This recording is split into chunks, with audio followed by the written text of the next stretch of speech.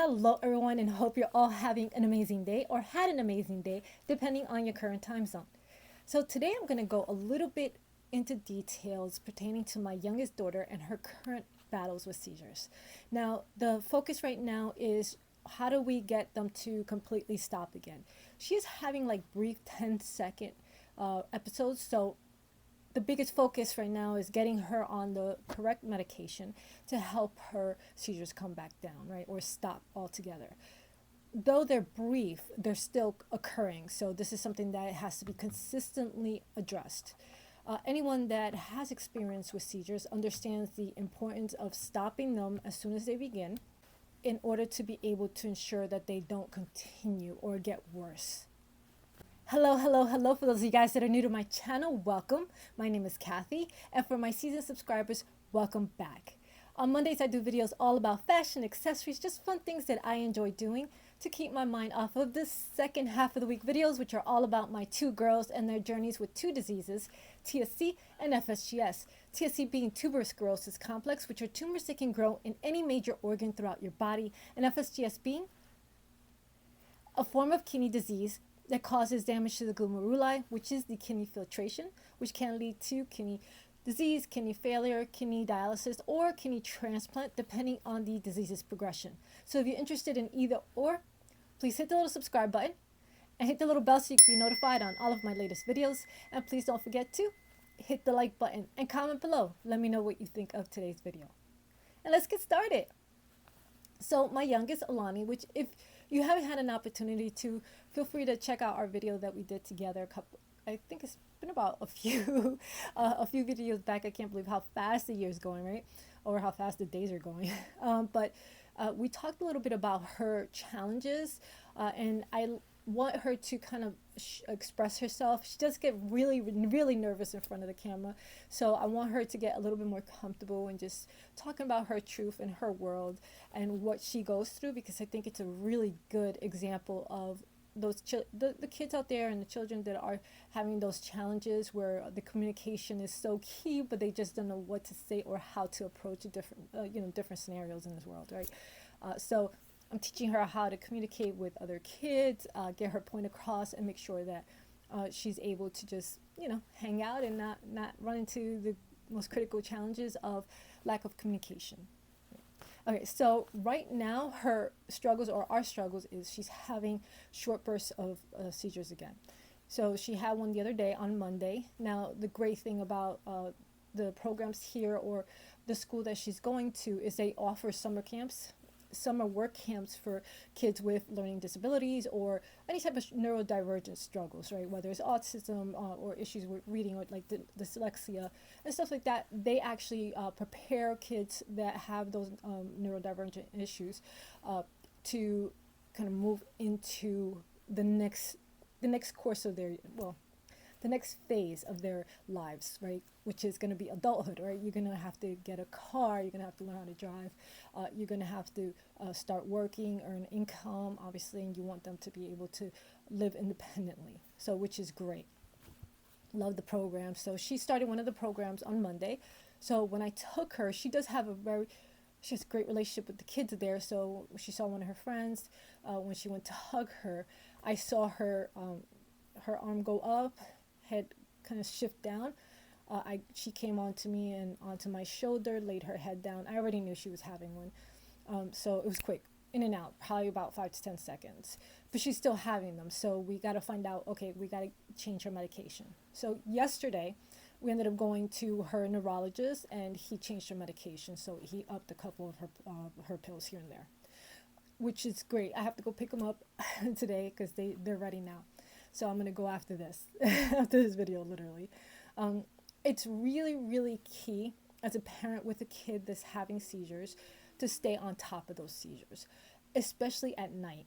So the big focus here at night, I'm looking into this one product that you can lay under the bed, under the mattress, and I think it's, under the sheets probably. I'm going to have to do a little bit more digging into it. But it actually monitors the child real time with the real camera, live feed, where if it records actually the seizure, the kid is having the seizure, and it notifies the parent immediately, or whoever's monitoring the kid. So it's something that I am looking into. I'll post a link. I'll post a link in my profile. It's not something that I am encouraging for anyone to purchase. It's just something that I am looking at. And if I do get it, and then if I do utilize it or use it for my daughter, then I can give some real life feedback. Right now, I have not used it. I don't have an experience using it, but it's something that I want to do. I definitely want to use so that I can have it for her. The night seizures are the scariest because you don't know what's happening. And if she's stuck in a seizure, or someone else that you know that you love is stuck in a seizure in the night and you're not aware of it, it is a scary situation. So that's really the biggest focus for me right now. I see her having the early seizures, but I don't know if she's having the night seizures, where she was, last video I actually talked about it, where I saw her on video. I caught it, because I was recording her. But I would like to have like instant notification if she's having one, because this way I can react to it, right? And I can give her emergency medication if she needs it, if she gets stuck in a seizure. So these are all critical issues, right? We have to, especially if you're a parent of any child with neurodiversity, and if any parent of a neurodivergent child, it's so critical to be able to give that child instant relief, right, from any issues that they're running into.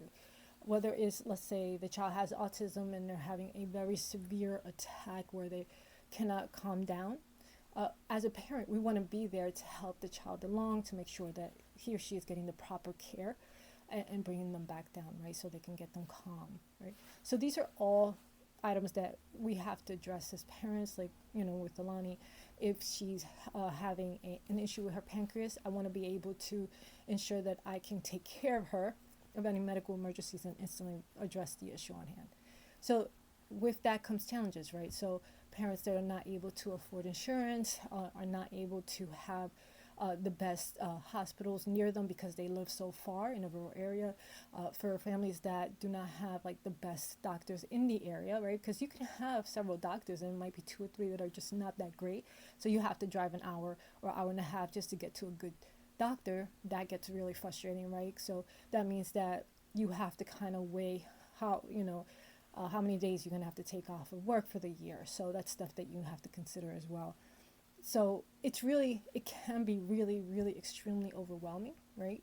Especially if you don't have that level of support that you need to ensure that your child is being monitored, is being supported, is being cared for if you're not around. Especially for a family that's caring for a child that has neurodiversity issues.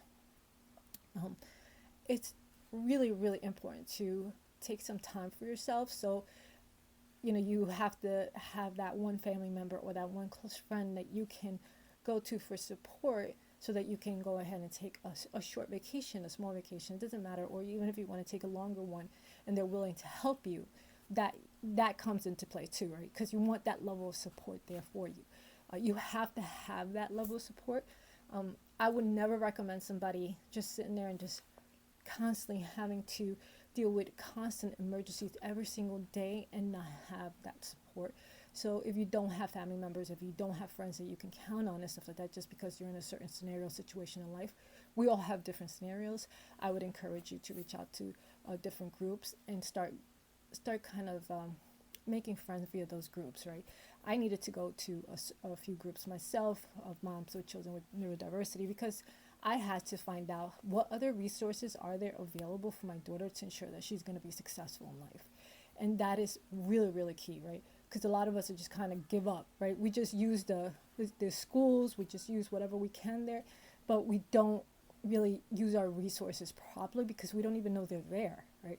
So when I went to the only reason I found the school that she's currently going to is because I started doing research. I started looking up schools for neurodiversity. I started looking up programs for neurodiversity. So I was constantly, I was her biggest advocate. So it's really important for you to be your child's biggest advocate, especially if they have those issues where they're going to need that extra support, right? Look to your state programs. Maybe they have some funding for different programs that are in your area that you can utilize to help make sure that your child is able to kind of move into the next stage of their life with with the resources that they need to be successful. So, okay. So I'm going to go a little bit more into Alani and her issues. Right now, she is having very, very sporadic seizures. She's never had she has had a longer seizure. So that's not true. I'm not going to say that she didn't. But as she's grown older, her seizures are very short and quick. The only time she had a prolonged seizure was on Mother's Day about 2 years ago. I think it's 2 years now, right? Or was it last year? Where it was pretty long, and I had to give her emergency medication, which is the nasal spray. And that was pretty scary, right? I got a little bit numb and almost felt like I was gonna throw up just because of my nerves, just because I hadn't seen her like that in a long time. And it wasn't that she was convulsing; she wasn't convulsing and stuff like that. She was just sitting there staring off, looking to the right and hands up, and then she slowly started putting her stuff down, but she wasn't reacting. Like, you could see her moving her head, you could see everything, you could see her there, but she wasn't able to speak or react or give her input. So we did have to call the ambulance on that one. That was scary. Once I did give her emergency medication, it took her about probably 3 to 5 minutes till she was fully out of it. So the emergency medication definitely worked. Scary moment. Never something you want to do on Mother's Day. Now, she was staying at my mom's house, and they called me. So not only was I extremely panicked, I had to rush out of the house with the emergency medication because I forgot to leave it at my mom's house. I don't know why. It took me a little bit to put on my lights. I didn't even realize my lights weren't on. Yeah, it was, and thank goodness they're right around the corner. So, I was fortunate enough for that. But these are things that you don't even think about when you have a child that has seizures. You really, sometimes you don't think about the bad stuff. You want everything to be okay, and because you went through so much through the beginning of I went through so much with her in the beginning of her life, that at this point sometimes I just want her to be okay, and in my head sometimes I'm just like, she'll be all right, she's gonna be fine. But you always have to think of what could happen as a mother, especially with the child seizures, that what could happen, right? Even if they haven't had it for a long time, it can happen. So you have to be aware of that stuff as well. So these are all things that you have to consider. Now, her doctor, like I said before, has upped her medication. So I have to go pick it up again, like I said before. So I'm going to go get it, and we're going to put her on the new prescriptions, which is good because she has gained a little bit of weight, and she's also grown about 2 inches since her last visit, which is crazy. He said she grew about 2 inches. So I was like, no wonder she's taller than me. But it doesn't take much because I'm little. I'm only 5'2", so. But I'm glad she's a little taller, which is great. So he said, yeah, it's a good idea because if you gain weight and stuff like that and you are on a certain dosage of medication, the medication can be less effective. Just because you obviously want to make sure that your weight versus the amount of medication you're taking stays as effective as possible, to ensure that you're not having your issues, right? Mainly her not having her seizures. So this is important. Really important for her overall. Things that are really critical. Now, she does have her MRI coming up in July. So one exciting thing that I love when she has her MRI, I don't like her having to go through the MRI. She gets really nervous. Just like I do. I think a lot of people get nervous going into the MRI machine because it's really, really loud, and it's a very, very small little structure. So she gets nervous. So, and that's the one bad thing. But it also shows us where her tumor is and how small it's gotten, which is exciting. I'm really, really, I can't wait because I really hope that being that she has gone up in her dosage, that the tumors has shrunk a little bit. So fingers crossed. This is exciting. This exciting time in our lives where my oldest has her kidney, my youngest tumor's shrinking. So these are all exciting times. And I also took her, last but not least, before I let you guys go, I also took her to get her scan, her ultrasound, excuse me. We have to go back this Saturday because when she ended up going, she ate, and unfortunately, just in case you're going to go get an ultrasound of your stomach, don't eat, don't drink anything before your ultrasound because you're not allowed to. So I ended up it's on me. I ended up making her something for breakfast, so she did eat.